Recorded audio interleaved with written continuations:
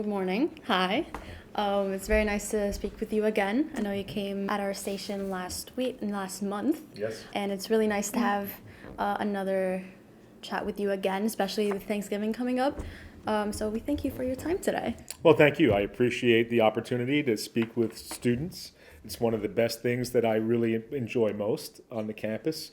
You know, I get pulled into meetings with faculty members and staff persons and members of the chancellery and elected officials, and those are a lot of work. But when I speak with students, it's a lot of fun because I get to learn about their experiences here at CSI. I get to hear about how we can better serve different constituent groups through our programming, and it's always a pleasure to speak to my friends at WSIA. Staten Island is known, as you know, as the Forgotten Borough. CSI seems to follow that same path as the Forgotten CUNY. What is the school doing to help improve its image and encourage students to attend CSI over other CUNYs? Yeah, I think that's a great point, and it's an image that we're trying very hard to change. It's interesting that you use the term Forgotten Borough. That's the title of a book by one of our faculty members, Ken Gold, who's the chair of the College Council, recently wrote a book called The Forgotten Borough, which is a look at Staten Island's relationship with the New York City mass transportation system. But I think it's also, a fitting observation about the campus and what we're doing here at the College of Staten Island. I've often said that we are the best kept secret in higher education, and we don't want to be that. That's the kiss of death. We want everybody to know about the world-class programs that we have, the top-notch faculty like Professor Gold, the great facilities that we have, everything from a radio station to an observatory, tremendous laboratories in STEM and the sciences, great athletic facilities, fantastic residence halls. We really want folks to think of Staten Island as a destination campus, someplace where they can go for a fairly affordable cost and get a top flight education. One of the things that I really think is a selling point for CSI is our 204-acre campus, Division II athletics, Dolphin Cove, and I really think that if a student were to do their first 2 years at a community college in kind of the concrete jungles of Lower Manhattan, and they go to BMCC or they're at LaGuardia Community College, and then they come here and they finish out their degree with the quote-unquote more traditional college experience, that can be something that can really attract students to CSI. But I think we also have to attract, our own students, not just transfer students. I'm pleased to report that applications to CSI are up over 100% than they were this time last year. I think the message is getting out that this beautiful campus and our top flight faculty are really attractive to students who want to have the best of both worlds. They want to have small class sizes as we offer here. They want to have intentional advisement that we offer through CAS and through some of our other opportunity programs, but they also want access to excellence, and that's what we really provide. We provide access and excellence. It's not an either or, it's a both and we're working very hard to get that message out. We've got a new marketing campaign that is launching, and you might have seen a widespread CUNY campaign, but we're also trying to pick up on that with our own spin on why folks should attend the College of Staten Island. I'm really glad that there's efforts into actually increasing the recognition of the College of Staten Island because I think it's a phenomenal campus. Just the scenery of walking in between classes and the very engaging student life, it's just amazing. I didn't know that the applications are increasing, so that's beautiful to hear. And I'm really excited what next year is going to hold for CSI and student engagement and everything. As am I, yeah. But hearing your efforts on increasing CSI's recognition, it leads me to my next question, which is, you were added to the 2023 Staten Island Power 100 list. What does this recognition mean for you and our community going forward?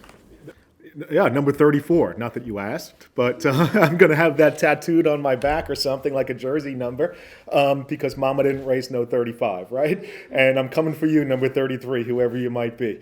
But I think it's a really interesting, I don't want to say accomplishment, but I think it's an interesting recognition.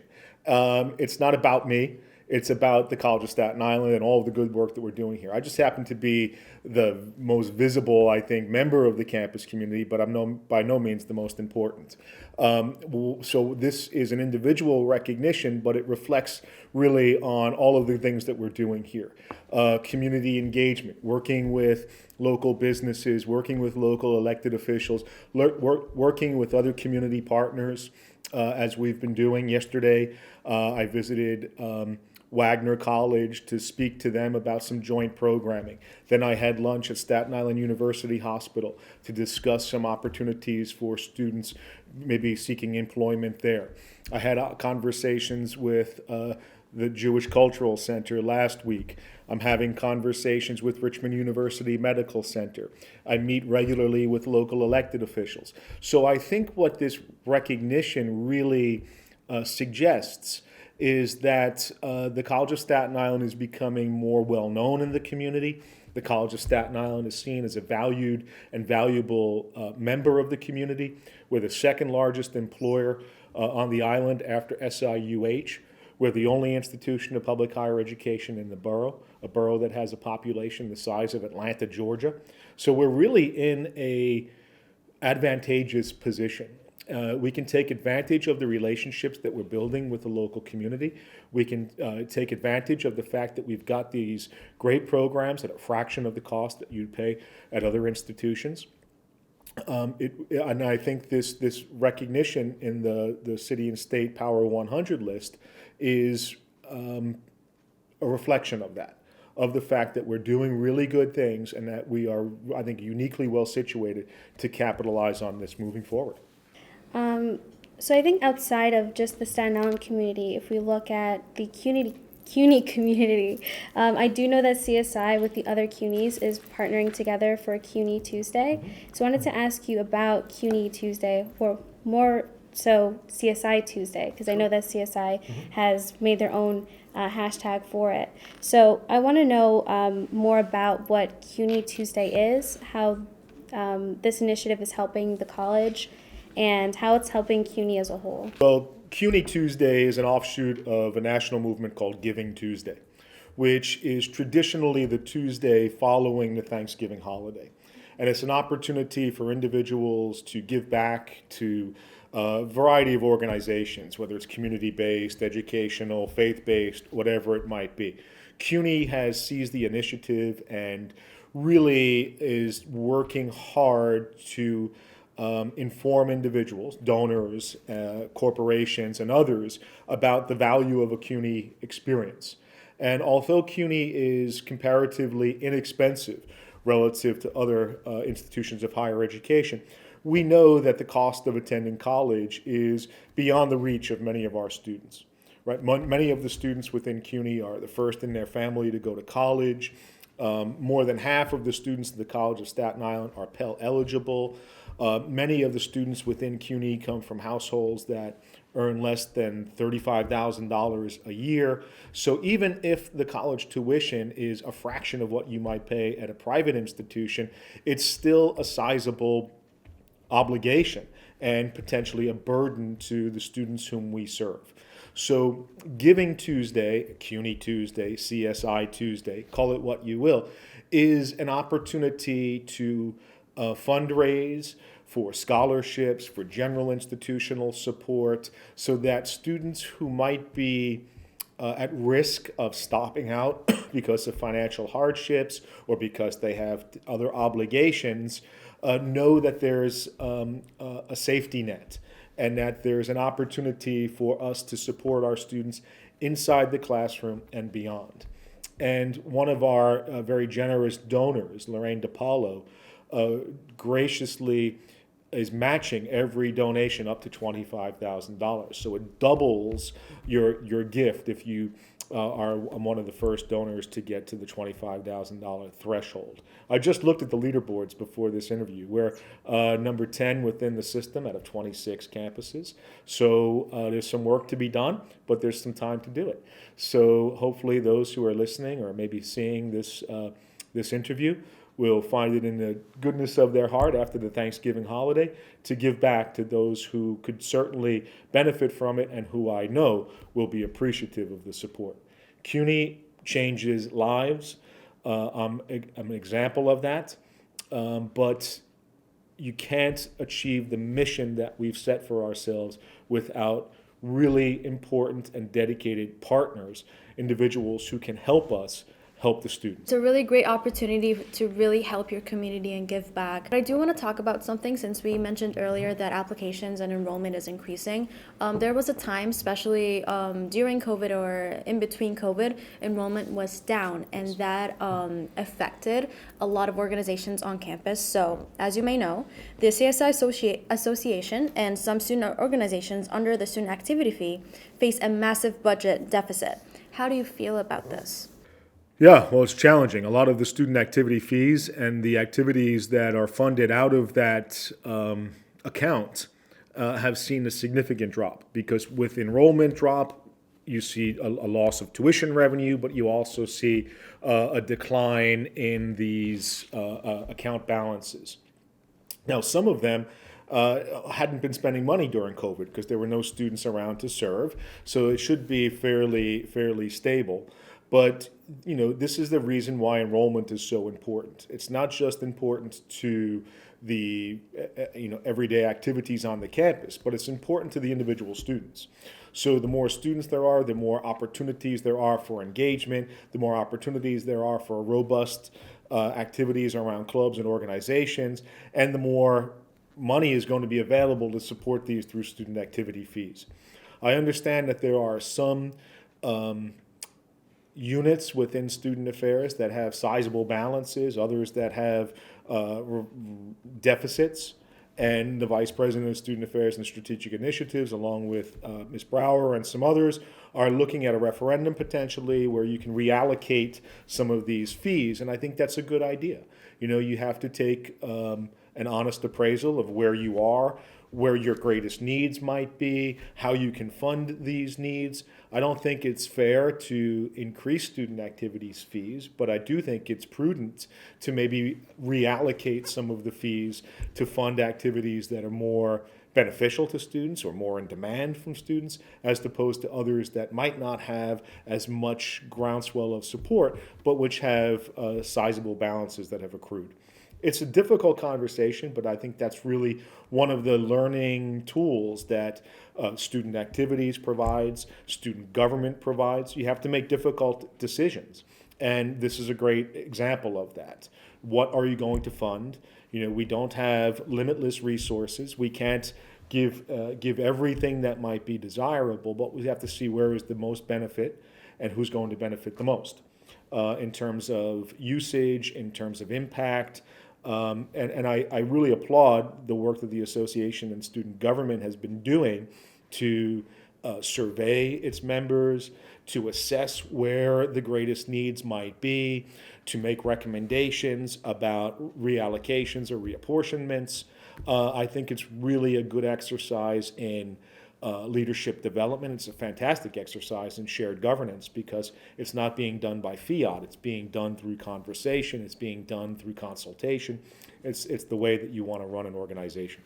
Obviously, we are a student organization here on campus as well, funded through the student activity fee. We're a part of one of the portions that are paid through this. So I think us hearing that answer and putting it out there is really good for all students to know not only about how the stuff works, how their activities are paid for, but exactly how the process is and how it works out, and just getting the word out there that the student activity fee exists. But to segue from that conversation, I wanted to shed light on an event that was held earlier this month.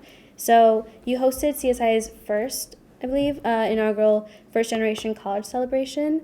which celebrates those who are first-generation college students, like those who are graduating from college. They're the first in their family. I'm actually a first-generation student myself.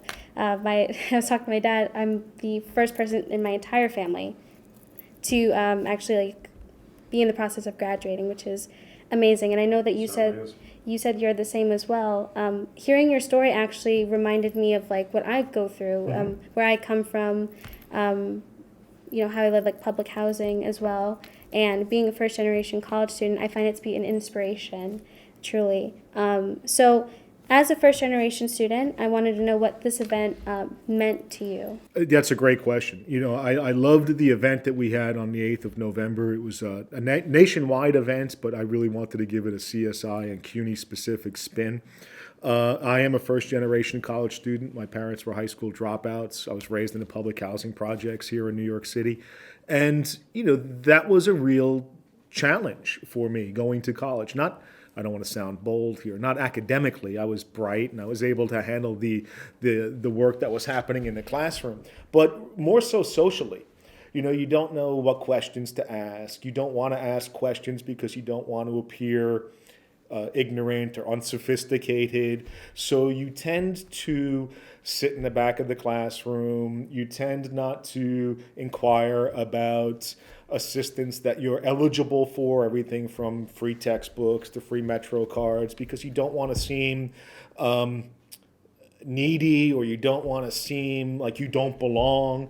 Boy, we've got to do away with that stigma, because we have so many programs here, particularly at the City University of New York, to provide support, to provide ladders to opportunities, working on campus, for example,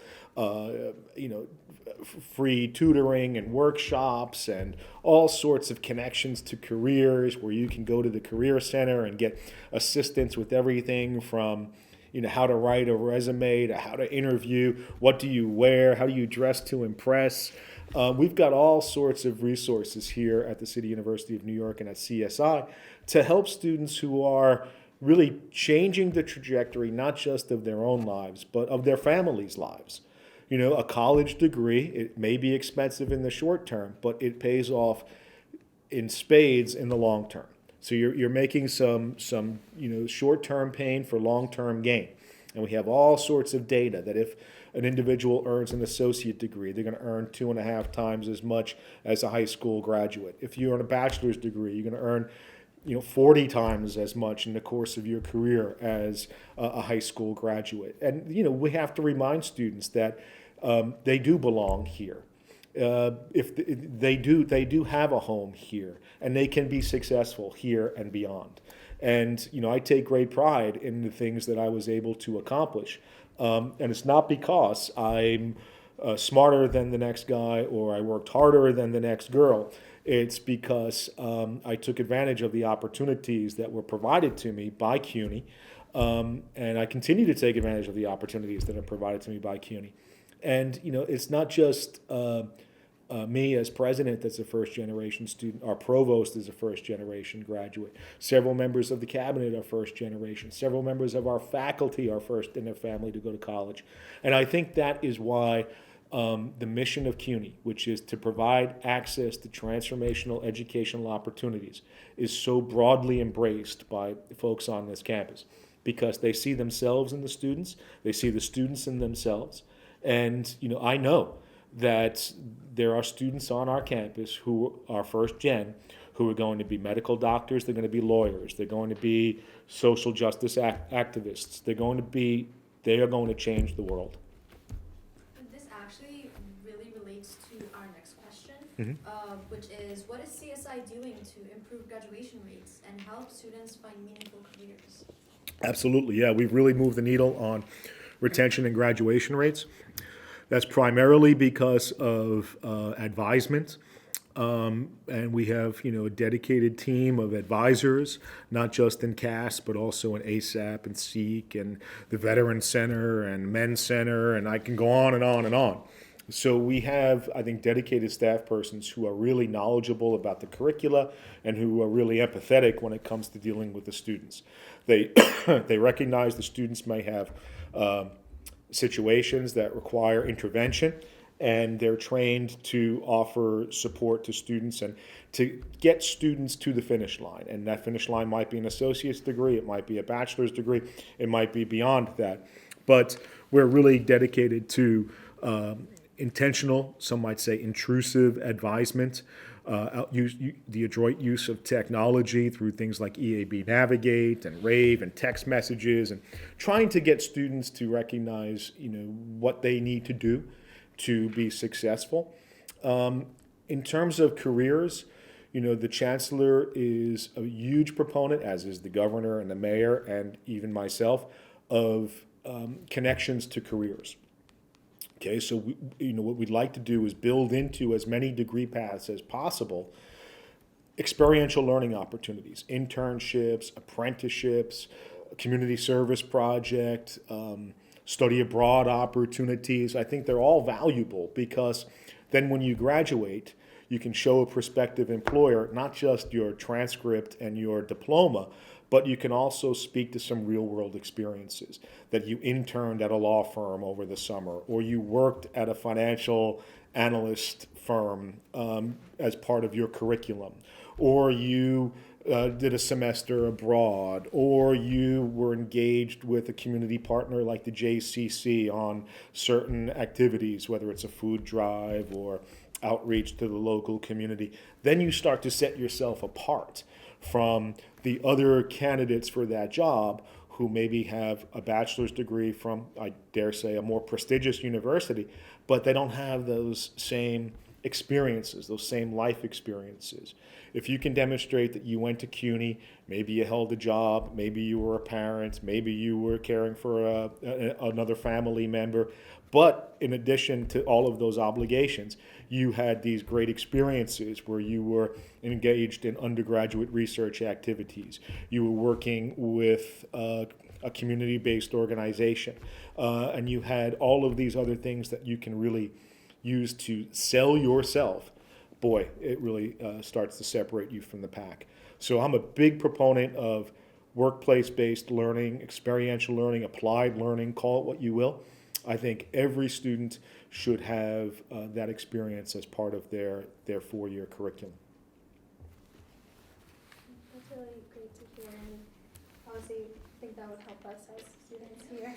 Yeah. The Career Center is phenomenal, or the Center for Career and Professional Development. And I was at a career fair that they hosted, a job fair not long ago, and there were 75 companies and firms looking to hire our students, and who wouldn't want to hire one of our students? When I saw them interacting with these potential employers, I swelled up with pride because this is exactly what this was this is the goal, right? To get students to a place of employability. It was really something to see. And I've been working with the New York Jobs Council, which is the 25 largest employers in New York City. They want CUNY students because CUNY students are just as smart as students from any other institution and twice as tough, because we've experienced different things and we've worked harder and we deserve it. So they recognize that, and I'm really proud of the work that we're doing around career development. I was actually at the Career Center last week. I just wanted some recommendations on my resume and how I could get internships, and it's actually really reassuring to know that there's a lot of resources that could help students on campus find careers and just be career ready, and it's really great to see, in my opinion. Do you find it like a bit of a struggle to reach certain students, like tell them that we have all of these different sources here available to them? For some reason, students don't read their emails, but neither do the faculty, but you didn't hear that from me. But yeah, so we have to find ways to better engage with students, whether it's, if you have ideas, that'd be wonderful. Is it a text message? Is it social media outreach? Do you put these things on TikTok or Instagram? Or, how do we engage with and reach our students to let them know about these opportunities and these resources? What I'd really like to do is hire students as interns, right? Maybe from the marketing department or from performing and creative arts, and have them do our social media content and take it over for a week. And because they know better than certainly me how to interact with their peers, right? If I go on TikTok, you're going to think, "Was this is creepy," right? But if one of you guys are on TikTok talking about the resources that we have available at the Career Center, I think it would generate a lot of buzz and a lot of activity, and it would give you all some real world experience around these issues. I think to kind of, because we're now getting to the end part of the interview, to make it more lighthearted and to shed light on the fact that Thanksgiving is 2 days away, and November has gone by extremely quickly. What are some of your favorite Thanksgiving traditions? Yeah, Thanksgiving is one of my favorite holidays, if not my favorite holiday. It's secular. You don't get dragged off to church by mom like you do on Easter or Christmas. Nothing against that. Sorry, mom. but I just really like Thanksgiving because it's all about family. It's all about food. I used to, watch the parade with my children, and Charlie Brown Thanksgiving is my favorite as well. Until my daughters who are now 22 and 18. One year they wanted to recreate that as the meal, which was, toast and jelly beans and pretzel sticks. And I said, well, that's not really a Thanksgiving meal. They said, but it's good enough for Snoopy. It's good enough for me, I suppose. Thanksgiving is just a really good opportunity to kind of reflect on, where we are as an institution, where we are as individuals. Be thankful and grateful for all of the things that we have. Recognize that, there's others who don't have as much as us, and then take steps to address that. So, I think it's just a really good opportunity to reflect and pause before you head into, the last few weeks of the semester. When we come back next Monday after the holiday, I think we've got 4 more full weeks of school, and that's it. And then, then the term's over. It's amazing just how quickly this semester has gone by. Well, since we're talking about Thanksgiving, what are some of the things that you're thankful for this year? Well, I don't know. My family, of course. My daughters are the apple of my eyes. So, I'm very thankful for them. I'm thankful for the opportunity to work with a really great group of colleagues here at CSI in furtherance of a mission that I think is second to none. I'm very much appreciative of, the students whom I work with every day and I get to meet and interact with. They remind me every day of why it is that we're here and why it is that we do the things that we do. It's not easy work, that's for darn sure, but it's rewarding work, and I'm thankful that I have a job that is rewarding in more ways than one, and I'm thankful that I've got a great team around me that helps us achieve our vision. That is truly beautiful Yes. to hear. To stay on the Thanksgiving path, for one more question, I just wanted to know, what's your favorite Thanksgiving meal? I'm a food person. I absolutely love food, so I really want to know. Well, I'm a traditionalist on Thanksgiving. I like turkey and stuffing and cranberry sauce and potatoes. I hear this might cost us some viewers. I despise pumpkin pie. Hate it with a passion. So more for those of you who like it, because I won't be hogging the pie. But give me an apple pie any day. But pumpkin pie is just not for me. Do you put ice cream on your apple pie? Yes, vanilla. I know that sounds kind of plain, but vanilla ice cream and apple pie. There's nothing beats it. It's really good. I want ice cream and apple pie. Well, Thanksgiving is in 2 days, and December is literally right around the corner. This means 2024 is coming way too fast, and with that, since the year is almost ending, what is one thing you would like to achieve for the college before 2024? Before 2024, you're giving me all of 5 weeks. I really would like to hit our goal for Giving Tuesday. We've got a little bit of work left to do, but we've got another 10 days or thereabouts left in the month to help us achieve that target. I think that's one way in which I would count success. Another is, as we're looking towards the end of the fall semester, I'm really curious to see where we are in terms of our enrollment for the spring, because that's a key indicator in terms of retention metrics. How many students that came in the fall semester are going to return in the spring. Um, because if it's a high number, a high percentage, it means that we're doing a pretty good job at engaging with students, at providing them with the resources that they need, with the experience that they've come to expect. If we're not retaining them at a high level, it's an indicator that we've got some work to do. We need to assess why it is that students may choose not to return to the College of Staten Island. Is it financial? Is it academic? Is it anything in between? So I'm really looking closely at our retention rates to see what kind of a job it is that we're doing by our students. So yeah, I'm looking at data, we're looking at metrics, we're looking at fundraising and philanthropy, we're looking at retention and graduation rates. We're looking at some facilities projects as well. There's a great new student inspired artwork in 1P. I'd really like to expand on that and have a greater student